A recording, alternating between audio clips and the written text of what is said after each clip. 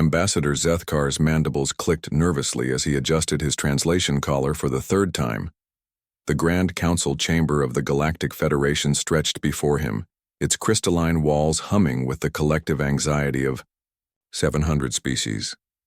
At the center of it all sat a single human, unremarkable by most standards, wearing nothing more elaborate than a simple dark suit. The Council recognizes Ambassador Sarah Chen of the Terran Republic, announced Supreme Arbiter Vexthul, his voice echoing through the vast chamber. The Federation awaits your terms for surrender. Chen smiled. It was a small thing, barely noticeable, just a slight upturn of her lips. But somehow that simple expression sent ripples of unease through the assembled delegates. Zethkar had studied human facial expressions extensively during the war. He knew their bared teeth could mean aggression. Their tears could signal both joy and sorrow. But this smile, this was something else entirely. Honored Council, Chen began, her voice carrying clearly without amplification. I believe there's been a misunderstanding. Fleet Commander Grixtal of the Hegemony battle fleets leaned forward, his six eyes narrowing. Your world burns, human. Your colonies are ash. Your mighty Earth Defense Force? He gestured dismissively with one of his four arms. Scattered to the stellar winds. You have nothing left to bargain with. Chen's smile widened slightly. Oh, Commander, you misunderstand our position entirely. She stood slowly, her movements unhurried, almost casual. You see, when you first made contact with humanity 50 years ago, we were so excited.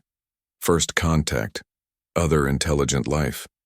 We prepared our finest diplomatic minds, our greatest cultural ambassadors, our most advanced technology. She paused, looking around the chamber.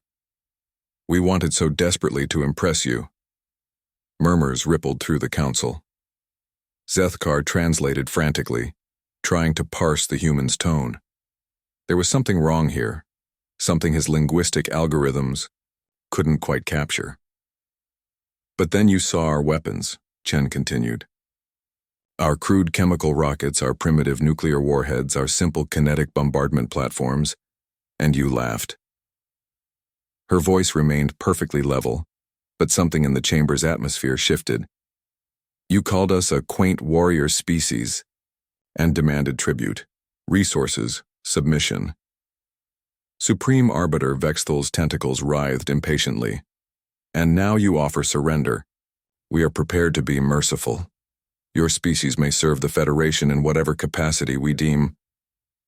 I'm not here to surrender, Chen interrupted gently. I'm here to accept yours. The chamber erupted. 700 species began speaking, chittering, roaring, and harmonizing at once. Translator systems overloaded and failed. But Chen simply stood there, still wearing that small, knowing smile, waiting for the chaos to subside. Silence! Vexthul's voice boomed with psychic amplification. Human, your planet's defense grid is destroyed. Your fleets are gone. You possess nothing that could threaten this council. Chen reached into her jacket, a movement that caused 100 weapons to hum to life throughout the chamber. She withdrew a small rectangular device that looked almost primitive compared to the advanced technology surrounding them. This is a human invention we call a smartphone, she said conversationally. Quite obsolete by our current standards, but it has one interesting feature. She tapped the screen. It's connected to our global communications network. The device projected a small hologram that filled the center of the chamber. The image showed space, specifically the region around the Federation's capital world, where they now sat. It was filled with ships, not the sleek energy-based vessels of the Federation, but crude, angular metal constructs that seemed almost primitive. Except there were thousands of them. Tens of thousands. They surrounded the capital system like a metallic storm cloud, and more were arriving every second through what appeared to be massive tear points in space-time itself. You see, Chen said as the council stared in stunned silence, when you attacked our colonies, when you burned our worlds, you made one critical error. You assumed the ships and weapons you saw were the extent of our capabilities. Commander Grixtal's voice was barely a whisper. But our intelligence, our scans, We detected no fleet movements, no massive industrial complexes.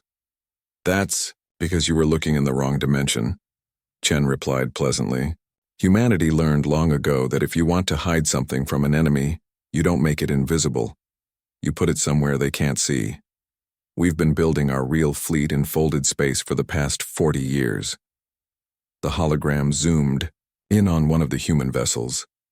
Its hull was scarred and battle-worn, but along its side, in letters that the translation systems rendered clearly for all to see, was written, "Earth remembers. Every colony you burned," Chen continued. "Every civilian transport you destroyed. Every child's cry that went unanswered. We remember all of it. And we've spent 4 decades preparing our response." Zethkar realized with growing horror that the human's smile had never wavered. Not once. Even now, as she essentially declared war on the most powerful military alliance in the galaxy, she looked almost amused. "But we're reasonable beings," Chen said. "So we're prepared to offer terms. Withdraw from all human territories. Provide reparations for the worlds you've destroyed. Submit to Federation oversight of your military capabilities." She paused. "And issue a formal apology. And if we refuse?" Vexathul's mental voice was strained.